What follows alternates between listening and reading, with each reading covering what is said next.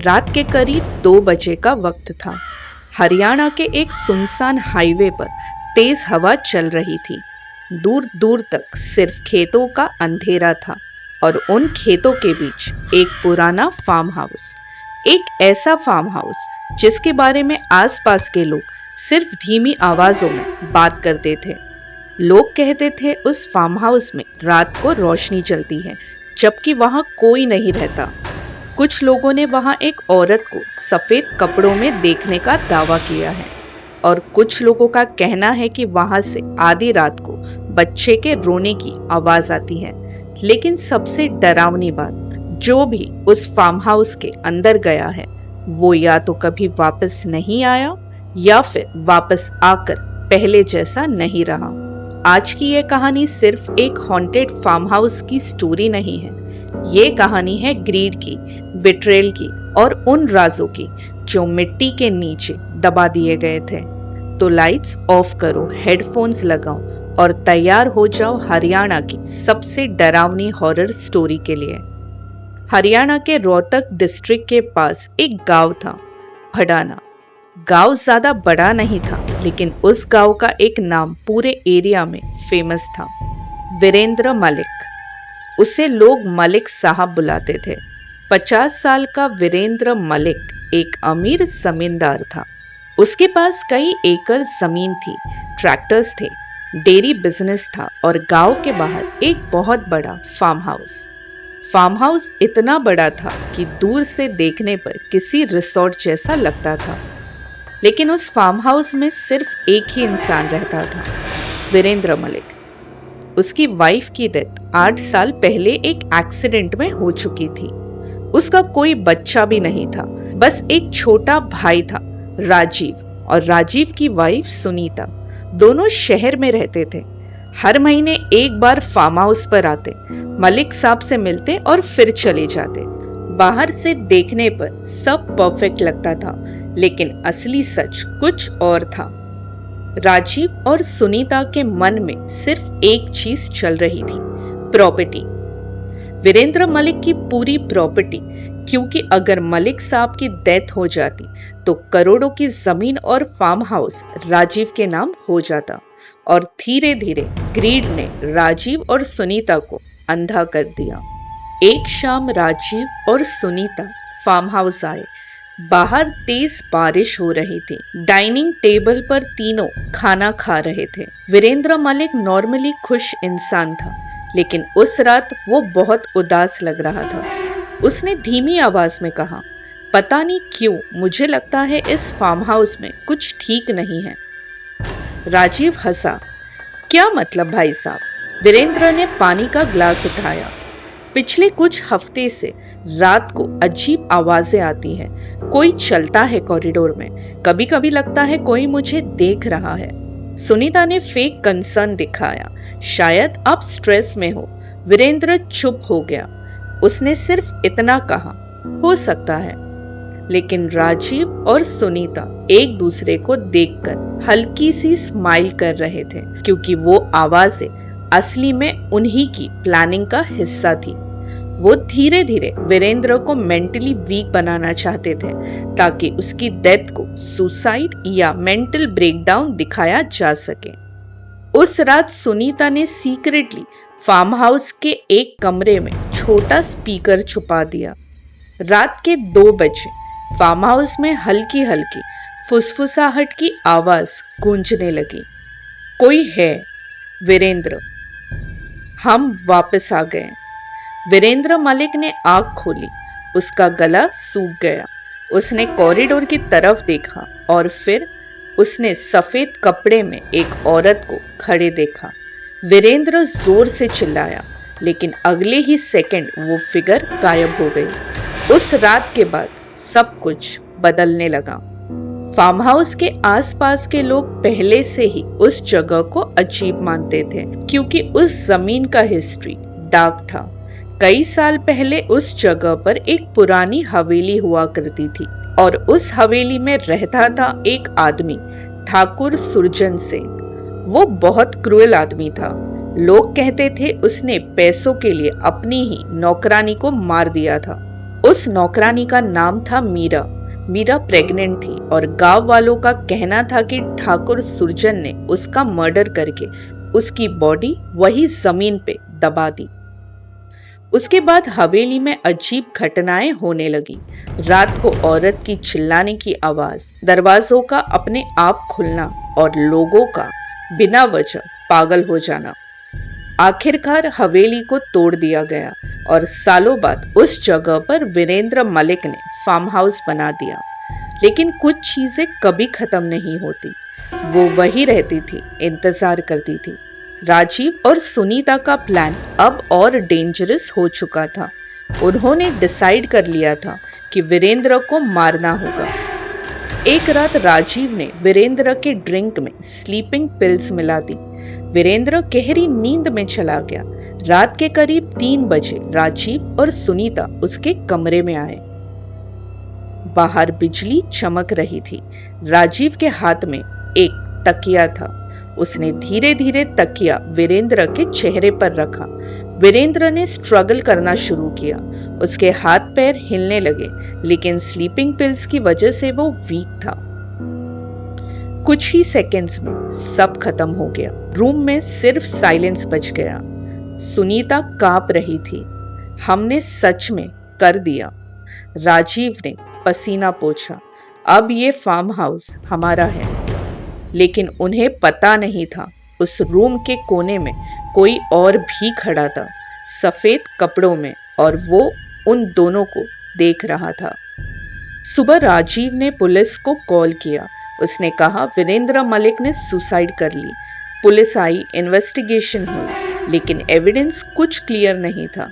वीरेंद्र के बॉडी में sleeping pills मिले, लेकिन एग्जैक्ट कॉज डाउटफुल था। फिर भी केस क्लोज हो गया।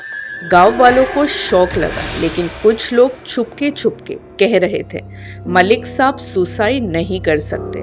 फ्यूनरल के बाद राजीव और सुनीता परमानेंटली फार्म हाउस में शिफ्ट हो गए और वहीं से शुरू हुआ असली हॉरर।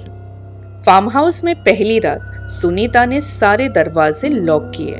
राजीव विस्की पी रहा था। वो हंस रहा था। देखा कितना इजी था। सुनीता अनकंफर्टेबल थी।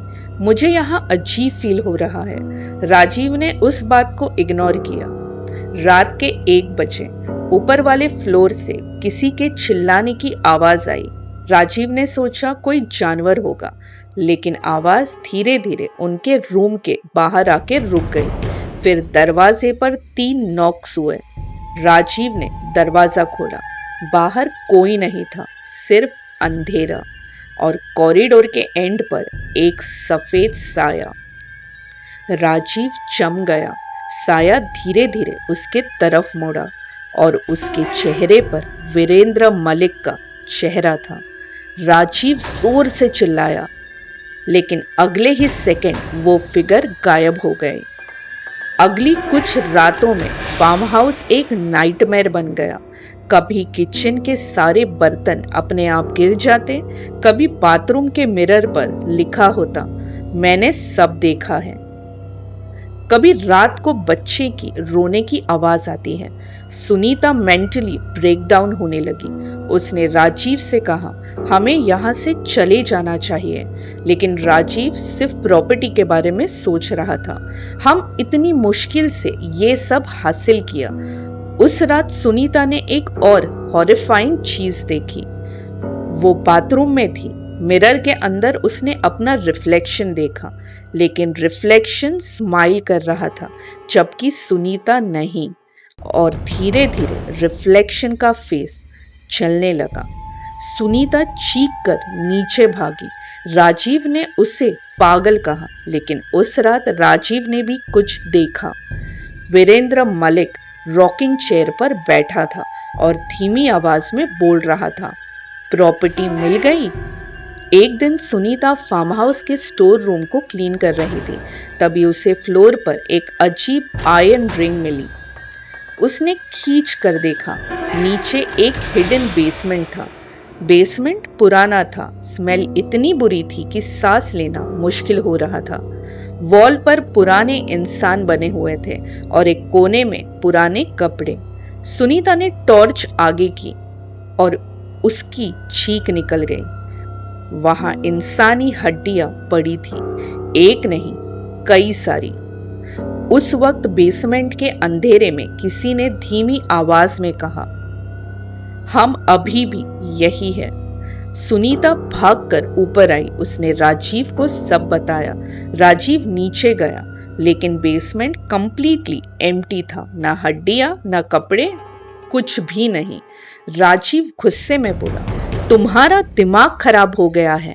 लेकिन उस रात जब राजीव सो रहा था, उसके बेड के नीचे किसी ने उसका नाम फुसफुसाया, राजीव। सुनीता सीक्रेटली गांव के एक बुजुर्ग आदमी के पास गई। उस आदमी का नाम था रघुवीर। रघुवीर ने फार्म हाउस का नाम सुनते ही उसकी आंखों में डर आ गया। उसने धीमी आवाज में कहा, वो जगह श्रापित है। सुनीता ने पूछा, क्यों? रघुवीर ने बताया, उस जमीन ने बहुत खून देखा है। जो भी लालच में आकर वहां रहता है, वो जिंदा नहीं बचता। उसने मीरा की कहानी बताई। उसने वीरेंद्र मलिक के बारे में एक शॉकिंग बात कही। वीरेंद्र मलिक ने फार्म हाउस बनाने के बाद कई बार कहा था कि उसे रात को एक प्रेग्नेंट औरत दिखती है। सुनीता का खून जम गया। रघुवीर ने उसका हाथ पकड़ा। अगर तुमने कोई पाप किया है तो वो जगह तुम्हें माफ नहीं करेगी। फार्म हाउस अब सिर्फ हॉन्टेड नहीं था, वो राजीव और सुनीता के दिमाग को तोड़ रहा था। राजीव को हर जगह वीरेंद्र दिखने लगा, कभी विंडो में, कभी टीवी स्क्रीन पर, कभी डार्क कॉरिडोर में। एक रात राजीव ने विस्की पी और चिल्लाया, तू मर चुका है। तभी पूरे फार्म हाउस की लाइट बंद हो गई। अंधेरे में फुटस्टेप्स गूंजने लगे। राजीव ने टॉर्च जलाई और सामने वीरेंद्र मलिक खड़ा था। उसका गला नीला पड़ा हुआ था, आंखें सफेद और मुंह से खून बह रहा था। वीरेंद्र ने धीरे से कहा, मुझे क्यों मारा? राजीव पीछे हटा, लेकिन तभी उसने महसूस किया कि किसी ने उसका पैर पकड़ लिया। नीचे फ्लोर पर एक औरत थी, हाफ बर्न्ड फेस, प्रेग्नेंट बेली और काली आंखें। राजीव की चीख पूरी फार्म हाउस में गूंज उठी। सुनीता भी एक सीक्रेट छुपा रही थी। वीरेंद्र मलिक का मर्डर सिर्फ राजीव का आइडिया नहीं था। एक्चुअली सुनीता ही सबसे पहले प्रॉपर्टी के पीछे पड़ी थी। उसने राजीव को मैनिपुलेट किया। उसने फेक गोस्ट ड्रामा क्रिएट किया, स्पीकर्स लगाए, वाइट साड़ी पहनी और वीरेंद्र को डराया। लेकिन अब जो हो रहा था वो फेक नहीं था। एक रात सुनीता ने अपने रूम में किसी को खड़ा देखा। उसने सोचा राजीव होगा, लेकिन जब उसने लाइट ऑन की, वहां मीरा खड़ी थी। उसका पेट फटा हुआ था, आंखों से खून बह रहा था और उसके हाथ में एक न्यूबॉर्न बेबी था, डेथ बेबी। मीरा ने धीरे से पूछा, मेरा बच्चा कहाँ है? सुनीता का गला सूख गया, उसके हाथ कांपने लगे। रूम का टेम्परेचर अचानक बहुत ठंडा हो गया। वॉल्स पर लगे फोटो फ्रेम्स एक एक करके हिलने लगे। सुनीता डर के मारे पीछे हटी, लेकिन मीरा धीरे धीरे उसके तरफ बढ़ने लगी।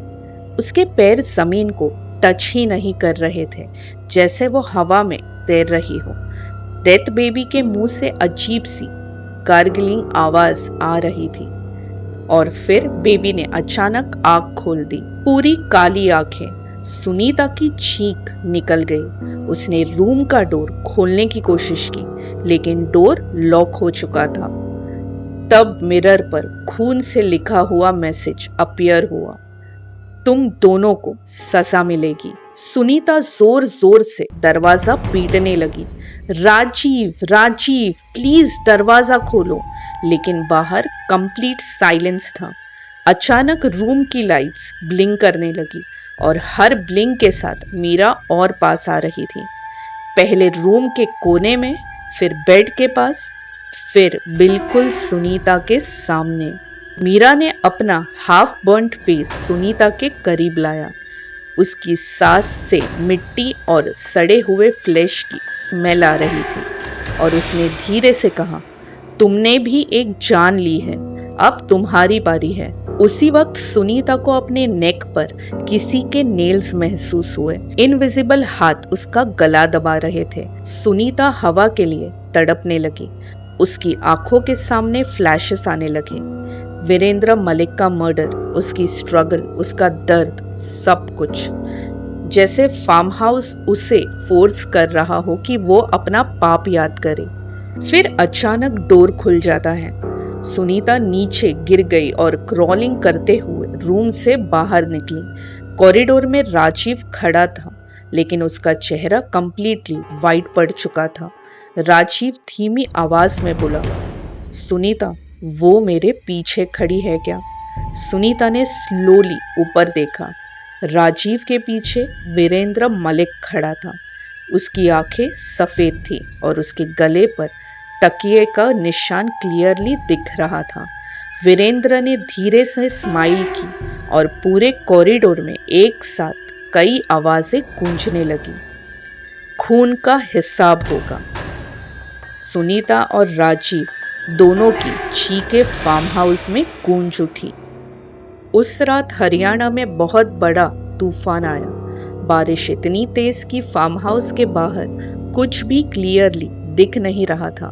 बिजली बार बार चमक रही थी और हर लाइटनिंग फ्लैश के साथ फार्म हाउस और भी ज्यादा क्रीपी लग रहा था। राजीव पैनिक में था। उसने विस्की की बोतल टेबल पर फेंक दी। बस बहुत हो गया, हम अभी इसी वक्त यहाँ से निकल रहे हैं। सुनीता कांप रही थी। उसकी आंखें अभी भी शॉक में थी। वो सच था राजीव, वो सच में था। राजीव चिल्लाया, चुप हो जाओ, मैंने भी देखा है उसे। रूम में कंप्लीट साइलेंस छा गया। सिर्फ बाहर तूफान की आवाज आ रही थी और तभी ऊपर वाले फ्लोर से किसी चीज की गिरने की आवाज आई, जैसे कोई हैवी बॉडी फ्लोर पर ड्रैग हो रही हो। राजीव और सुनीता दोनों जम गए। आवाज धीरे धीरे स्टेयरकेस के तरफ बढ़ने लगी, जैसे कोई सीढ़ियों से नीचे उतर रहा हो। सुनीता ने डर के मारे राजीव का हाथ पकड़ लिया। लाइटनिंग फ्लैश हुई और एक सेकंड के लिए उन्होंने स्टेयरकेस पर एक फिगर देखा, वीरेंद्र मलिक। उसकी गर्दन टेढ़ी थी, आंखें पूरी सफेद और उसका बॉडी सीढ़ियों पर घसीट कर नीचे आ रहा था।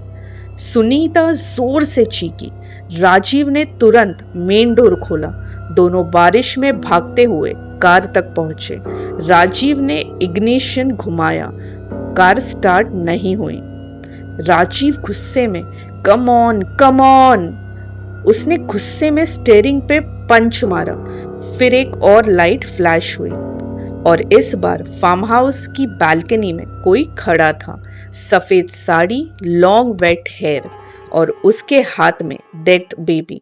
सुनीता रो पड़ी, वो हमें जाने नहीं देगी। राजीव ने फिर से इग्निशन घुमाया। इस बार कार स्टार्ट हो गई। दोनों ने रिलीफ की सांस ली। राजीव ने एस्केलेटर दबा दिया। कार मुड़ी रोड पर स्पीड से भागने लगी, लेकिन जैसे ही वो फार्म हाउस गेट क्रॉस करने वाले थे, रोड के बीच एक छोटा बच्चा खड़ा दिखाई दिया, पूरा भीगा हुआ। उसका फेस नीचे था। राजीव ने ब्रेक मारा। कार स्लिपरी रोड पर स्किड कर गई और सीधा एक बड़े पेड़ से टकरा गई। एयरबैग्स खुल गए। सुनीता का फोरहेड फट गया। राजीव का हेड स्टीयरिंग व्हील से टकराया। कुछ सेकंड्स तक सब ब्लरी था। फिर धीरे धीरे सुनीता ने विंडशील्ड के बाहर देखा और उसका खून जम गया। फार्म हाउस के बालकनी में डजन्स शैडो फिगर खड़ी थी। सब चुपचाप उन्हें देख रहे थे, कुछ इंसान जैसे, कुछ बिल्कुल अलग। और उन सब के बीच मीरा खड़ी थी, डेथ बेबी को गोद में लिए।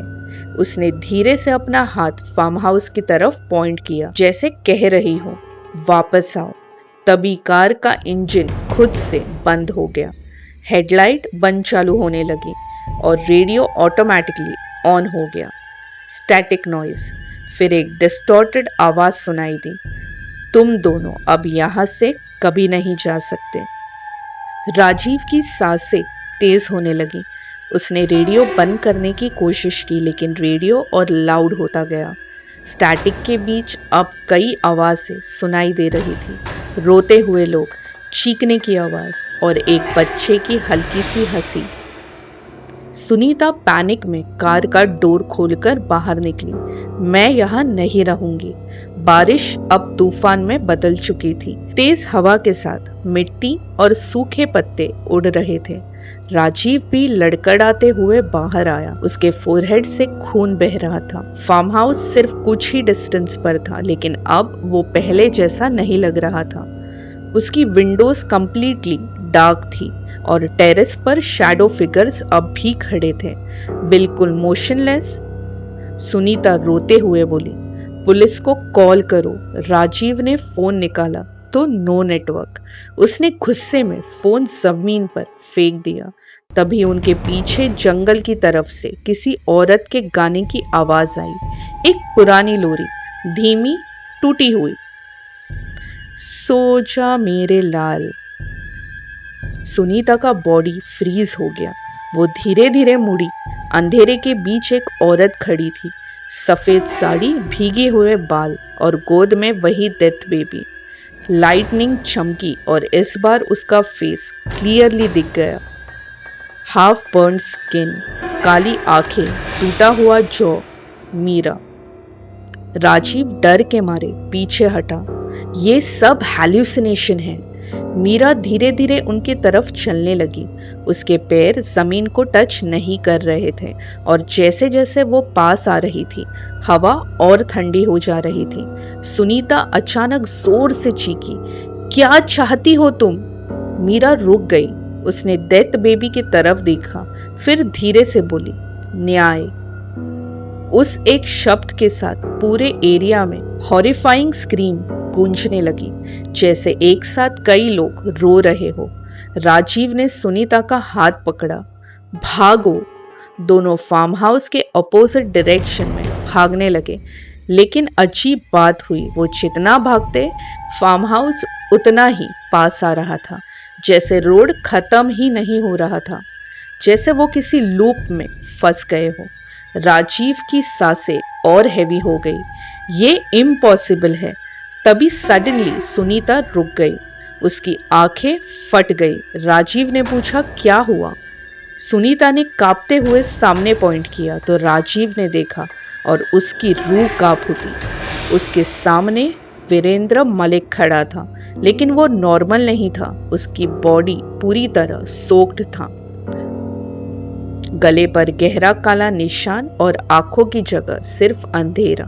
वीरेंद्र ने धीरे से कहा, मैंने तुम दोनों को अपना परिवार माना था। राजीव रो पड़ा। भाई साहब प्लीज। वीरेंद्र धीरे धीरे उसकी तरफ बढ़ा। अब तुम दोनों भी यही रहोगे। सडनली जमीन के नीचे से डजन्स हाथ बाहर आए, सड़े हुए काले इंसानी हाथ। उन्होंने राजीव और सुनीता के पैर पकड़ लिए। दोनों जोर जोर से चीखने लगे। राजीव मिट्टी को पकड़कर खुद को खींचने लगा, लेकिन हाथ उन्हें धीरे धीरे नीचे खींच रहे थे। सुनीता जोर से चिल्लाई, प्लीज हमें बचाओ। तभी लाइटनिंग चमकी और एक सेकंड के लिए राजीव ने देखा, उनके पास बहुत सारे डेथ फेसेस खड़े थे। मीरा, वीरेंद्र, डेथ बेबी और कई अननोन लोग। सबकी आंखें उन पर टिकी हुई थी और फिर राजीव और सुनीता अंधेरे में समा गए।